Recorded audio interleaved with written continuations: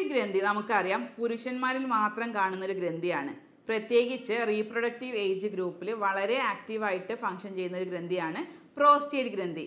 നമ്മുടെ മൂത്രാശയത്തിന് തൊട്ട് താഴെയായിട്ട് മൂത്രനാളിക്ക് ചുറ്റുമായിട്ട് കണ്ടുവരുന്ന ഒരു ഗ്രന്ഥിയാണ് പ്രോസ്റ്റേറ്റ് ഗ്രന്ഥി. സാധാരണ സ്ത്രീകളിൽ ഇത് കാണാറില്ല. പകരം പുരുഷന്മാരിൽ ഈ ഒരു റീപ്രൊഡക്റ്റീവ് ഏജ് ഗ്രൂപ്പിൽ അവയുടെ ശുക്ലത്തിൻ്റെ ഒക്കെ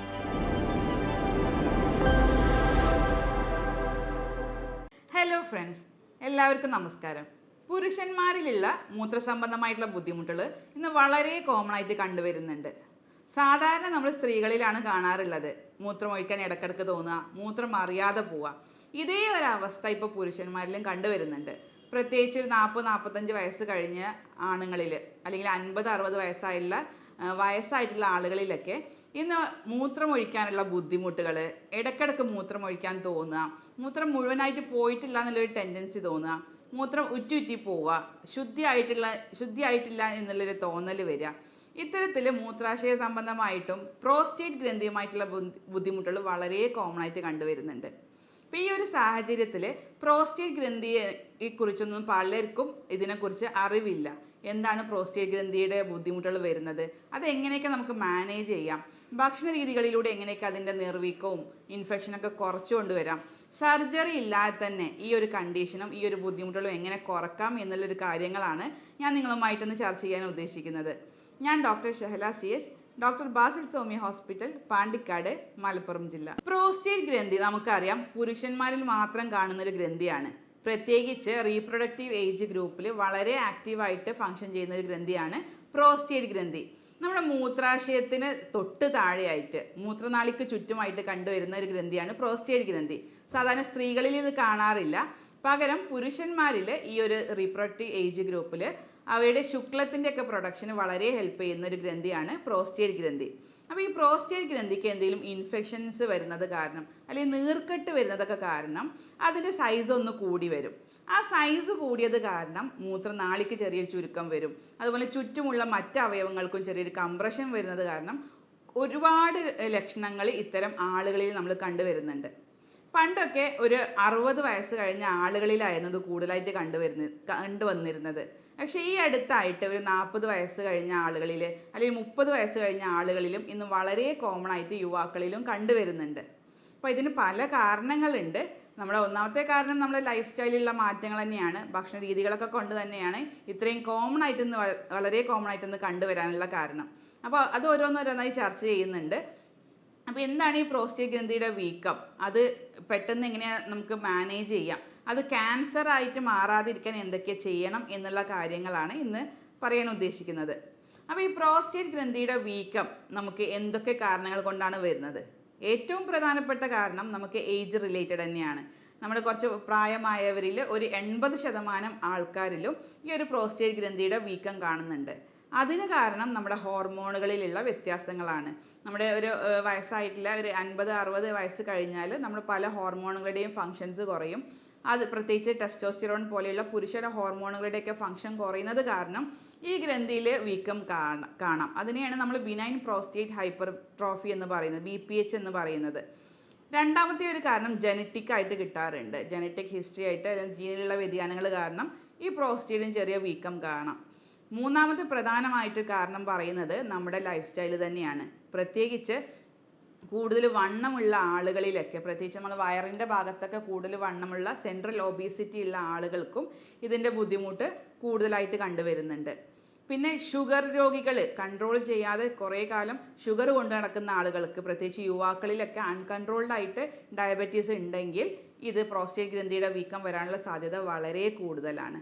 പിന്നെ നമുക്കറിയാം പുരുഷ ഹോർമോണുകളാണ് ടെസ്റ്റോസ്റ്റിറോണൊക്കെ. ആ ടെസ്റ്റോസ്റ്റിറോണിൻ്റെ ഹോർമോണിൻ്റെ അളവിൽ വ്യത്യാസം വന്നു കഴിഞ്ഞാൽ, അതുപോലെ ഈസ്ട്രോജൻ ഹോർമോണിൻ്റെ അളവ് കൂടിക്കഴിഞ്ഞാലൊക്കെ ഈ ഒരു പ്രോസ്റ്റേറ്റ് ഗ്രന്ഥിയുടെ വീക്കം വളരെ കോമൺ ആയിട്ടൊന്ന് കണ്ടുവരുന്നുണ്ട്. അപ്പോൾ ഇത്രയും കാരണങ്ങൾ കൊണ്ടാണ് പ്രോസ്റ്റേറ്റ് ഗ്രന്ഥിയുടെ വീക്കവും അതുമായി ബന്ധപ്പെട്ട ബുദ്ധിമുട്ടുകളും നമ്മൾ കണ്ടുവരുന്നത്.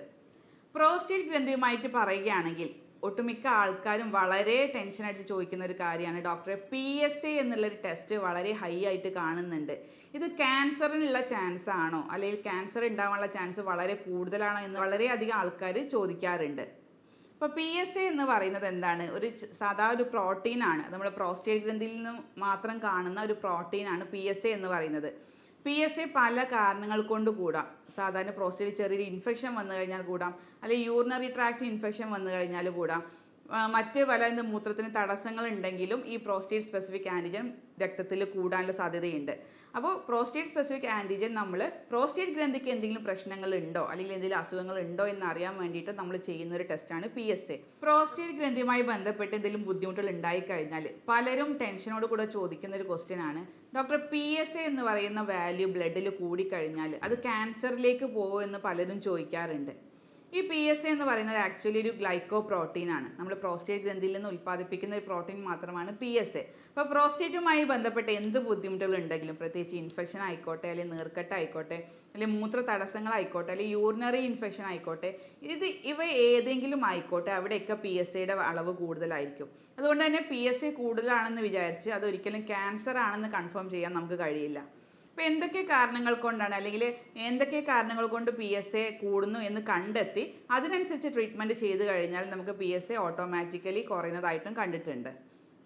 അപ്പോൾ ഈ പ്രോസ്റ്റേറ്റിൻ്റെ ബുദ്ധിമുട്ടുകൾ അല്ലെങ്കിൽ പ്രോസ്റ്റേറ്റിൻ്റെ ഹൈപ്പർട്രോഫി, നീർക്കെട്ടൊക്കെ നമുക്ക് എങ്ങനെ കണ്ടെത്താം എന്നുള്ളത് നോക്കാം. അതിൽ ഏറ്റവും പ്രധാനമായിട്ടും നമ്മൾ ഫസ്റ്റ് ലൈനായിട്ട് നമ്മൾ ചെയ്യുന്നത് അൾട്രാസോണോഗ്രാഫി തന്നെയാണ്. ഒരു ഡീറ്റെയിൽ ആയിട്ടുള്ള USG എടുത്തു കഴിഞ്ഞാൽ നമുക്ക് കൃത്യമായിട്ട് പ്രോസ്റ്റേറ്റ് ഗ്രന്ഥിയുടെ സൈസ് മെഷർ ചെയ്യാൻ പറ്റും. അതുപോലെ തന്നെ അതിൽ എന്തെങ്കിലും നീർക്കെട്ട് ഉണ്ടോ എന്നൊക്കെ കാണാൻ പറ്റും. മറ്റ് അവയവങ്ങളുടെ കംപ്രഷനൊക്കെ ഉണ്ടോ എന്ന് കൃത്യമായിട്ട് നമുക്ക് അൾട്രാസോണോഗ്രാഫിയിലൂടെ കാണാൻ പറ്റും, കൺഫേം ചെയ്യാൻ കഴിയും. പിന്നെ നമ്മൾ യൂറിനറി ട്രാക്ട് ഇൻഫെക്ഷൻസ് അല്ലെങ്കിൽ മൂത്രത്തിൽ പഴുപ്പൊക്കെ ഉള്ളവരിലാണെങ്കിൽ നമ്മൾ യൂറിൻ കൾച്ചർ ചെയ്യാൻ പറയാറുണ്ട്. അതുപോലെ തന്നെ റുട്ടീൻ എക്സാമിനേഷൻ ചെയ്യാൻ പറയാറുണ്ട്. പിന്നെ മറ്റ് അസുഖങ്ങളൊന്നും ഇല്ല എന്ന് ഉറപ്പ് വരുത്താൻ വേണ്ടിയിട്ട് നമ്മൾ PSA ടെസ്റ്റും കൂടെ പറയാറുണ്ട്. PSA ഹൈ ആവാൻ പല കാരണങ്ങളും പറഞ്ഞു. ഇനി PSA വളരെ ഹൈ ആണെങ്കിൽ നമുക്ക് ക്യാൻസർ അല്ല എന്ന് ഉറപ്പിക്കാൻ വേണ്ടിയിട്ട് നമുക്കൊരു MRI സ്കാനിങ് ചെയ്യാം, അല്ലെങ്കിൽ പ്രോസ്റ്റേറ്റ് ഗ്രന്ഥിയുടെ ബയോപ്സി ചെയ്താലും നമുക്കിതിനെ ക്യാൻസർ അല്ല എന്ന് ഉറപ്പിക്കാൻ കഴിയുന്നതാണ്. ഈ പ്രോസ്റ്റേറ്റ് ഗ്രന്ഥിയുടെ വീക്കമുള്ളവർ അവരുടെ ഭക്ഷണത്തിൽ എന്തൊക്കെ കാര്യങ്ങൾ ശ്രദ്ധിച്ചു കഴിഞ്ഞാൽ അതിൻ്റെ കാഠിന്യം കൂടാതിരിക്കാം, അതുപോലെ ക്യാൻസറിലേക്കൊന്നും എത്താതിരിക്കാനും നീർക്കെട്ടൊക്കെ വളരെയധികം പെട്ടെന്ന് ശാശ്വതമായിട്ടുള്ളൊരു പരിഹാരം കിട്ടാൻ വേണ്ടിയിട്ട് അവരുടെ ഭക്ഷണത്തിൽ കുറച്ച് കാര്യങ്ങൾ ശ്രദ്ധിക്കുകയാണെങ്കിൽ അത് വളരെ എളുപ്പത്തിൽ നമുക്ക് മാനേജ്മെൻറ്റ് ചെയ്യാവുന്നതാണ്. അതിൽ ഏറ്റവും പ്രധാനപ്പെട്ടത് തന്നെയാണ് ന്യൂട്രിയൻസ് സപ്ലൈ ചെയ്യുക എന്നുള്ളത്. നമ്മുടെ പ്രോസ്റ്റേറ്റ് ഗ്രന്ഥിയുടെ ആരോഗ്യത്തിന് ന്യൂട്രിയൻസ് വളരെ പ്രധാനപ്പെട്ടതാണ്. അവയിൽപ്പെട്ടവയാണ് സിങ്ക്, സെലീനിയം അടങ്ങിയിട്ടുള്ള ഭക്ഷണങ്ങൾ ഡെയിലി ഇത്തരം ആളുകൾ കഴിക്കാൻ ശ്രദ്ധിക്കുക. പ്രത്യേകിച്ച് സിങ്ക് നമുക്കറിയാം, ആ സിങ്ക് നമ്മുടെ പ്രോസ്റ്റേറ്റ് ഗ്രന്ഥിയുടെ കോശങ്ങളിൽ അകത്തേക്ക് പോയിട്ട് അവയുടെ നീർക്കെട്ട് കുറക്കാൻ വളരെയധികം സഹായിക്കുന്നുണ്ട്. അതുപോലെ സെലീനിയം അതിനെ സഹായിക്കുന്ന ഒന്ന് തന്നെയാണ്. സെലീനിയം അടങ്ങിയിട്ടുള്ള അല്ലെങ്കിൽ സിങ്ക് അടങ്ങിയിട്ടുള്ള നമുക്കറിയാം മത്തൻ കുരു, അത് വളരെയധികം നല്ലതാണ്. മുരിങ്ങയില, അതുപോലെ മുരിങ്ങക്കായ വളരെയധികം നല്ലതാണ്.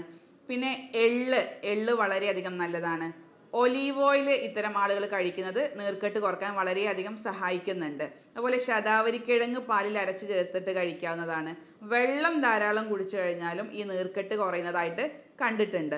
അതുപോലെ വേവിച്ച തക്കാളി, നമ്മൾ വേവിക്കാത്ത തക്കാളി അത്ര നല്ലതല്ല, വേവിച്ച തക്കാളി കഴിക്കുന്നതും ഇത്തരം ബുദ്ധിമുട്ടുകൾ കുറക്കാൻ സഹായിക്കുന്നുണ്ട്. അതുപോലെ ചെറിയ മത്സ്യങ്ങൾ, മത്തി, അയല പോലെയുള്ള ചെറിയ മത്സ്യങ്ങൾ ഇത്തരം ഗ്ലാൻഡിന് ന്യൂട്രിയൻസ് സപ്ലൈ ചെയ്യുന്ന പ്രധാനപ്പെട്ട ഒരു സോഴ്സ് തന്നെയാണ് ചെറിയ മീനുകൾ.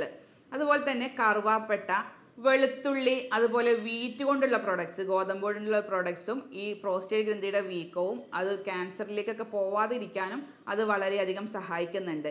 ഈ ഒരു ഭക്ഷണ രീതി നിങ്ങൾ കൃത്യമായിട്ട് ഫോളോ ചെയ്യുകയാണെങ്കിൽ ഈ നീർക്കെട്ടും ഇൻഫെക്ഷൻസൊക്കെ കുറഞ്ഞ് ഈ മൂത്രസംബന്ധമായിട്ടുള്ള ബുദ്ധിമുട്ടുകൾ കുറയ്ക്കാൻ അത് വളരെയധികം സഹായിക്കുന്നുണ്ട്.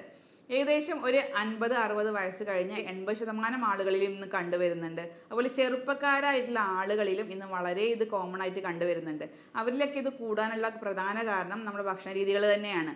പ്രത്യേകിച്ച് നമ്മുടെ പഞ്ചസാരയുടെ അമിതമായിട്ടുള്ള ഉപയോഗം, പുറമേ നിന്നുള്ള ഉപ്പടങ്ങിയിട്ടുള്ള ഭക്ഷണങ്ങളുടെ ഒക്കെ അമിതമായിട്ടുള്ള ഉപയോഗമൊക്കെ ഇതിന് വളരെയധികം കാരണമാകുന്നുണ്ട്. അപ്പോൾ അത്തരം ആളുകൾ നമ്മൾ പുറമേ നിന്നുള്ള ജങ്ക് ഫുഡ്സിൻ്റെ ഉപയോഗം പരമാവധി കുറയ്ക്കുക, വെള്ളം ധാരാളം കുടിക്കുക, പരമാവധി അരമണിക്കൂറെങ്കിലും എക്സസൈസ് ചെയ്യാൻ ശ്രദ്ധിക്കുകയാണെങ്കിൽ ഇത്തരത്തിലുള്ള മൂത്രസംബന്ധമായിട്ടുള്ള ബുദ്ധിമുട്ടുകളും കുറഞ്ഞു വരുന്നതായിട്ട് കണ്ടിട്ടുണ്ട്. അപ്പോൾ PSA ഒക്കെ കൂടിയ കണ്ടീഷൻസിലാണെങ്കിൽ നമ്മളൊരു ഡോക്ടറെ കണ്ടിട്ട് അതിന് കൃത്യമായിട്ടുള്ള രോഗനിർണയം നടത്തി അതിൻ്റെ ആവശ്യമായുള്ള ട്രീറ്റ്മെൻറ്റും കൂടെ സ്വീകരിക്കുകയാണെങ്കിൽ നമുക്കത് ക്യാൻസറിലേക്കൊക്കെ പോകാതെ അതിനെ തടഞ്ഞ് നിർത്തി അതിൻ്റെ ഗ്രന്ഥിയുടെ വീക്കൊക്കെ കുറച്ച് കൊണ്ടുവരാൻ അത് സഹായിക്കുന്നുണ്ട്. നമ്മൾ ഇത്തരം കേസുകളിൽ ചെയ്യുന്നത് ഒരു രോഗിയുടെ ശാരീരികവും മാനസികവുമായിട്ടുള്ള എല്ലാ ബുദ്ധിമുട്ടുകളും കണക്കിലെടുത്തുകൊണ്ട് അവയെ കൃത്യമായിട്ട് എല്ലാ ലക്ഷണങ്ങളും അപഗ്രഥിച്ചുകൊണ്ടുള്ള ഒരു കോൺസ്റ്റിറ്റ്യൂഷണൽ ട്രീറ്റ്മെൻറ്റ് രീതിയാണ് ചെയ്തു വരുന്നത്. ഇതിൽ കൃത്യമായിട്ട് രോഗനിർണയം നടത്താൻ വേണ്ടിയിട്ടുള്ള ആവശ്യമായിട്ടുള്ള ടെസ്റ്റുകൾ നമ്മൾ ചെയ്യിപ്പിക്കാറുണ്ട്. കൃത്യമായിട്ട് അത് ഗ്രന്ഥിയുടെ ഇൻഫെക്ഷൻ ആണോ, നീർക്കെട്ടാണോ, അല്ലെങ്കിൽ മറ്റ് തടസ്സങ്ങളൊക്കെ ഉണ്ടോ എന്ന് കൃത്യമായിട്ട് കണ്ടെത്തിയിട്ട് അവർക്ക് അനുയോജ്യമായിട്ടുള്ള കോൺസ്റ്റിറ്റ്യൂഷണൽ ട്രീറ്റ്മെൻ്റ് ആണ് ചെയ്തു വരുന്നത്. അതുകൊണ്ട് തന്നെ സർജറി ഇല്ലാതെ തന്നെ ഒരു പരിധി വരെ ഇത്തരം കണ്ടീഷനുകൾ നമുക്ക് നല്ല രീതിയിൽ നമുക്ക് മാനേജ് ചെയ്യാൻ കഴിഞ്ഞിട്ടുണ്ട്.